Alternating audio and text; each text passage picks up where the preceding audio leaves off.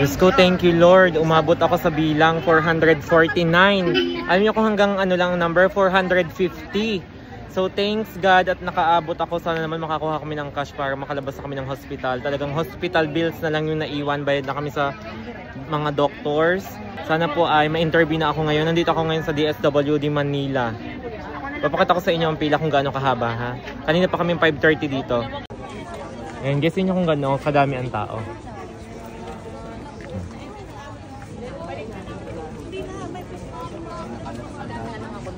Saktong-sakto guys.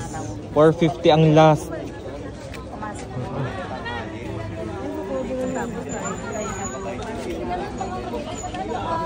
Pinagbibigyan pa tayo guys ng Panginoon. 450 ang last. 449 ako.